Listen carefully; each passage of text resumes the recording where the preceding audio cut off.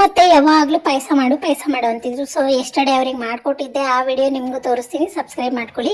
So ಇಲ್ಲಿ ನಾನು ಹೆಸರು ಬೇಳೆನ ತಗೊಂಡು ಅದನ್ನು ಚೆನ್ನಾಗಿ ತೊಳ್ಕೊಂಡು 1 ಗ್ಲಾಸ್ ನೀರು ಹಾಕಿ ಬೇಯಕ್ಕೆ ಇಟ್ಕೊಂಡಿದ್ದೀನಿ. ಮುಳುಗೋ ಅಷ್ಟು ನೀರು ಹಾಕ್ಕೊಳ್ಬೇಕು. ಅದನ್ನು 2 ವಿಷಲ್ ಕೂಗಿಸ್ಕೊಳ್ತಾ ಇದ್ದೀನಿ. ಇನ್ನೊಂದು ಕಡೆ ಒಲೆ ಮೇಲೆ ಒಂದು ಪಾತ್ರೆ ಇಟ್ಟು ಅದಕ್ಕೆ ಸ್ವಲ್ಪ ನೀರನ್ನು ಆ್ಯಡ್ ಮಾಡಿ ನಾನಿಲ್ಲಿ ಉಂಡೆ ಬೆಲ್ಲನ ತೊಗೊಂಡಿದ್ದೀನಿ. ಆ ಬೆಲ್ಲ ನೀರಲ್ಲಿ ಕರಗಿಸ್ಕೊಳ್ಬೇಕು. ನಾವು ಲೋ ಫ್ಲೇಮ್ ಇಟ್ಕೊಳ್ಳಿ, ಸೀದೋಗ್ಬೋದು. ಈ ಫುಲ್ಲು ನಾವು ಮಾಡೋವರೆಗೂ ಲೋ ಫ್ಲೇಮಲ್ಲೇ ಬೇಯಿಸ್ಕೊಳ್ಬೇಕಾಗತ್ತೆ. ಈ ರೀತಿ ಕರಗದ ಮೇಲೆ ಅದನ್ನು ಸೋಸ್ಕೊಳ್ಳಿ, ಯಾಕೆಂದರೆ ಅದರೊಳಗೆ ಏನಾದರೂ ಇದ್ದರೂ ಕೂಡ ಬೇರ್ಪಡಿಸ್ಬೋದು. ಅದಾದಮೇಲೆ ಚಿಕ್ಕ ಜಾರಿಗೆ ಸ್ವಲ್ಪ ತೆಂಗಿನಕಾಯಿ, 3-4 ಏಲಕ್ಕಿ ಮತ್ತು ಸ್ವಲ್ಪ ಗಸಗಸೆನ ನಾನು ಆ್ಯಡ್ ಮಾಡ್ಕೊಳ್ತಾ ಇದ್ದೀನಿ. ಇದನ್ನು ಚೆನ್ನಾಗಿ ಪೇಸ್ಟ್ ಮಾಡ್ಕೊಳ್ಬೇಕು ನೈಸಾಗಿ. ನೋಡಿ, 2 ವಿಷಲ್ ಆದಮೇಲೆ ಹೆಸರು ಬೇಳೆನ ಈ ರೀತಿ ಸ್ವಲ್ಪ ಮ್ಯಾಶ್ ಮಾಡ್ಕೊಳ್ತಾ ಇದ್ದೀನಿ. ಅದಾದಮೇಲೆ ಸೋಸಿರುವಂಥ ಬೆಲ್ಲ ಏನಿದೆಯಲ್ಲ, ಆ ಪಾತ್ರೆಗೆ ಈ ಹೆಸರು ಬೇಳೆನ ಹಾಕ್ಕೊಳ್ತಾ ಇದ್ದೀನಿ. ಕ್ಲೀನಾಗಿ ಎಲ್ಲ ಮಿಕ್ಸ್ ಮಾಡ್ಕೊಳ್ಳಿ. ಸಣ್ಣ ಉರಿಲೇ ಕುದಿಸ್ಕೊಳ್ಬೇಕು. ಅದಾದಮೇಲೆ ರುಬ್ಬಿರುವಂಥ ಕಾಯಿ ಏನಿತ್ತಲ್ಲ ಅದನ್ನು ಆ್ಯಡ್ ಮಾಡಿಕೊಂಡು ಚೆನ್ನಾಗಿ ತಿರುಗಿಸ್ಕೊಳ್ತೀನಿ.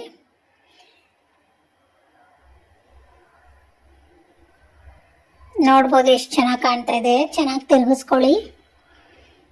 ಅದು ಒಂದು ಸ್ವಲ್ಪ ಕುದಿ ಬರೋಕ್ಕೆ ಸ್ಟಾರ್ಟ್ ಆದಮೇಲೆ ಕಾಯಿಸಿರುವಂಥ ಹಾಲು ಅದನ್ನು ಹಾಕ್ಕೊಳ್ಬೇಕಾಗತ್ತೆ. ಅದನ್ನು ಕೂಡ ಚೆನ್ನಾಗಿ ಕುದಿಸ್ಕೊಳ್ಳಿ. ಎಲ್ಲ ಹಾಕಿದ್ಮೇಲೆ ಚೆನ್ನಾಗಿ ಕುದಿಯೋಕೆ ಬಿಡಿ. ಪಕ್ಕದಲ್ಲಿ ಒಂದು ಬಾಣಲಿಗೆ ಸ್ವಲ್ಪ ತುಪ್ಪನ ಆ್ಯಡ್ ಮಾಡಿಕೊಂಡು ದ್ರಾಕ್ಷಿ, ಗೋಡಂಬಿ ಮತ್ತು ಬಾದಾಮಿನ ಹುರ್ಕೊಳ್ಬೇಕಾಗತ್ತೆ. ಗೋಡಂಬಿ, ಬಾದಾಮಿನ ಸಣ್ಣದಾಗಿ ಕಟ್ ಮಾಡ್ಕೊಳ್ಳಿ, ನಿಮಗೆ ಯಾವ ಶೇಪ್ ಬೇಕೋ ಆ ರೀತಿ. ಎಲ್ಲನೂ ತುಪ್ಪದಲ್ಲಿ ಹಾಕಿ ಚೆನ್ನಾಗಿ ಹುರ್ಕೊಳ್ಳಿ. ದ್ರಾಕ್ಷಿ ಸ್ವಲ್ಪ ಉಬ್ಬಿ ಬರುತ್ತೆ, ನೀವು ನೋಡ್ಬೋದು. ಬ್ರೌನ್ ಕಲರ್ ಬರಬೇಕು, ಆ ರೀತಿ ಹುರ್ಕೊಳ್ಬೇಕಾಗತ್ತೆ ತುಪ್ಪದಲ್ಲೇ. ನೀವು ಇದಕ್ಕೆ ಒಣಕೊಬ್ಬರಿ ಹಾಕ್ಕೊಂಡು ತುಪ್ಪದಲ್ಲಿ ಹುರ್ಕೊಂಡ್ರೂ ಟೇಸ್ಟ್ ಚೆನ್ನಾಗಿರುತ್ತೆ. ಸಣ್ಣದಾಗಿ ಹಚ್ಕೊಂಡು ಹಾಕ್ಕೊಳ್ಬೋದು, ಚೆನ್ನಾಗಿರುತ್ತೆ. ಸೊ ಈ ಹುರಿದಿರುವಂಥ ಗೋಡಂಬಿ ದ್ರಾಕ್ಷಿನೆಲ್ಲನೂ ಈ ಕುದೀತಿರುವ ಪಾಯಸಕ್ಕೆ ಹಾಕ್ಕೊಳ್ಬೇಕಾಗತ್ತೆ. ನೋಡಿ, ಈ ರೀತಿ ಕುದಿ ಬರ್ತಾ ಇದಲ್ಲ, ಈ ಕುದಿ ಬಂದಾಗ ನಾವು ಏನು ಹುರಿದಿರ್ತೀವಲ್ಲ ಅದನ್ನು ಆ್ಯಡ್ ಮಾಡ್ಕೊಳ್ಬೇಕು. ಆ್ಯಡ್ ಮಾಡಿ 1-2 ನಿಮಿಷ ಲೋ ಫ್ಲೇಮಲ್ಲಿ ಕುದಿಯೋಕ್ಕೆ ಬಿಟ್ಟರೆ ಪಾಯಸ ರೆಡಿ. ಹೆಸರು ಬೇಳೆ ಪಾಯಸ ದೇಹಕ್ಕೆ ತಂಪು. ಸೊ ಇವಾಗ ಬಜ್ಜಿ ಮಾಡೋದನ್ನ ತೋರಿಸ್ತಾ ಇದ್ದೀನಿ. ಒಂದು ಬೌಲ್ಗೆ ಕಡಲೆ ಹಿಟ್ಟನ್ನು ಹಾಕೊಳ್ಳಿ. ಸ್ವಲ್ಪ ಕಡಲೆ ಹಿಟ್ಟನ್ನು ಹಾಕಿ ಅದನ್ನೆಲ್ಲ ಸ್ವಲ್ಪ ಅದು ಗಟ್ಟಿ ಇರುತ್ತಲ್ಲ, ಸೊ ಅದನ್ನೆಲ್ಲನೂ ಚೆನ್ನಾಗಿ ಇದು ಮಾಡಿಕೊಂಡು ಆಮೇಲೆ ಸ್ವಲ್ಪ ಉಪ್ಪನ್ನು ಹಾಕ್ಕೊಳ್ತಾ ಇದ್ದೀನಿ ನಾನು, ರುಚಿಗೆ ತಕ್ಕಷ್ಟು. ಖಾರದ ಪುಡಿ, ಖಾರಕ್ಕೆ ಎಷ್ಟು ಬೇಕೋ ಅಷ್ಟು ಖಾರದ ಪುಡಿನ ಆ್ಯಡ್ ಮಾಡ್ಕೊಳ್ತಾ ಇದ್ದೀನಿ.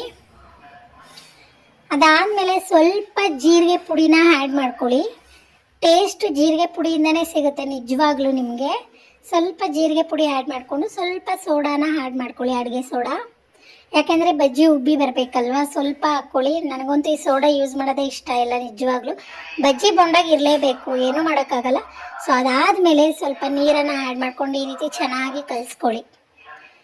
ಯಾವುದೇ ರೀತಿ ಗೆಡ್ಡೆಗಳು, ಉಂಡೆಗಳು ಇರಬಾರ್ದು, ಆ ರೀತಿ ಚೆನ್ನಾಗಿ ಅದನ್ನು ನೈಸಾಗಿ ಕಲಿಸ್ಕೊಳ್ಳಿ. ನಾನಿಲ್ಲಿ ಬ್ಲೆಂಡರ್ ಯೂಸ್ ಮಾಡ್ತಾಯಿಲ್ಲ, ಕೈಯಲ್ಲೇ ಮಾಡ್ಕೊಳ್ತಾ ಇದ್ದೀನಿ. ನನಗೆ ಈ ರೀತಿ ಕೈಯಲ್ಲಿ ಕಲಿಸಿದ್ರೇ ಸಮಾಧಾನ, ಬ್ಲೆಂಡರಿಂದ ಎಲ್ಲ ಇಷ್ಟ ಆಗಲ್ಲ. ಸೊ ನೀವು ಬೇಕಾದರೆ ಯೂಸ್ ಮಾಡ್ಕೊಳ್ಳಿ.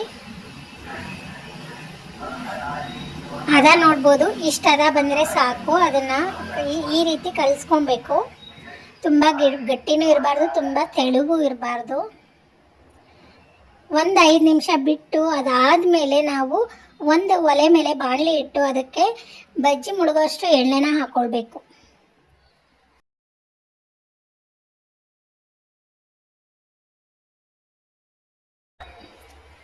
ಇನ್ನೊಂದು ಬಾಣಲಿ ಅಥವಾ ಪಾತ್ರೆ ತಗೊಂಡು ಅದಕ್ಕೆ ಸ್ವಲ್ಪ ಉಪ್ಪನ್ನು ಆ್ಯಡ್ ಮಾಡ್ಕೊಂಡಿದ್ದೀನಿ. ಯಾಕೆ ಅಂದರೆ ಬಾಳೆಕಾಯಿ ಅದಕ್ಕೆ ಕಪ್ಪಗಾಗ್ಬಿಡುತ್ತೆ. ಸೊ ಅದಕ್ಕೆ ಅದ್ರ ಉಪ್ಪು ಹಾಕ್ಕೊಂಡು ಈ ರೀತಿ ಬಾಳೆಕಾಯಿನ ಸ್ಲೈಸ್ ಆಗಿ ಉದ್ದದಾಗಿ ಕಟ್ ಮಾಡ್ಕೊಳ್ತಾ ಇದ್ದೀನಿ. ಇದನ್ನು ಉಪ್ಪು ನೀರಿಗೆ ಹಾಕಿ ನೆನೆಸ್ತೀನಿ. ಯಾಕೆ ಅಂದರೆ ಎಣ್ಣೆ ಕಾಯಬೇಕಲ್ವಾ. ಸೊ ಆ ಕಾಯೋವರೆಗೂ ಬಾಳೆಕಾಯಿ ಕಟ್ ಮಾಡಿರೋದು ಸ್ವಲ್ಪ ಬ್ಲ್ಯಾಕ್ ಆಗಿಬಿಡುತ್ತೆ. ಸೊ ಆ ರೀತಿ ಆಗಬಾರ್ದು ಅಂತ ಹೀಗೆ ಮಾಡೋದು. ನೀರಲ್ಲಿ ಚೆನ್ನಾಗಿ ತೊಳ್ಕೊಂಡು ನಾವೇನು ಕಲಸಿಟ್ಟಿರುವಂಥ ಶೀಟ್ಗೆ ಅದನ್ನು ಹಾಕಿ ಎಣ್ಣೆ ಕಾದಿದ್ರೆ ಎಣ್ಣೆಗೆ ಬಿಡಬೇಕಾಗತ್ತೆ. ಈ ರೀತಿ ಕ್ಲೀನಾಗಿ ಡಿಪ್ ಮಾಡಿ ಎಣ್ಣೆಯಲ್ಲಿ ಫ್ರೈ ಮಾಡ್ಕೊಳ್ಳಿ.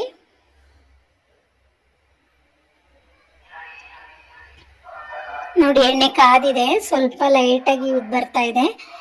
ಈ ರೀತಿ ಇದ್ದಾಗ ಹಾಕಿ ಚೆನ್ನಾಗಿ ಫ್ರೈ ಮಾಡ್ಕೊಳ್ಳಿ. ಎರಡು ಕಡೆಯನ್ನು ತಿರುಗಿಸ್ಕೊಂಡು ಚೆನ್ನಾಗಿ ಫ್ರೈ ಮಾಡ್ಕೊಳ್ಳಿ.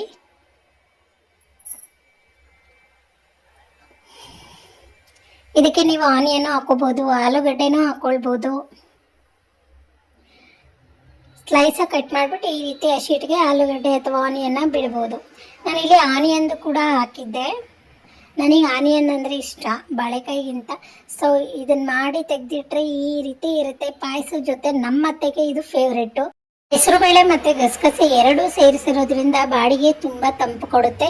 ಸೊ ಹೀಟ್ ಇದ್ದಾಗ ಈ ರೀತಿ ನೀವು ಟೇಸ್ಟಿಯಾಗಿ ಮಾಡ್ಕೊಂಡು ಕುಡಿಬೋದು ಅಂತ ಹೇಳ್ತಾ ಬಾಯ್ ಬಾಯ್, ಮತ್ತೊಮ್ಮೆ ಸಿಗೋಣ.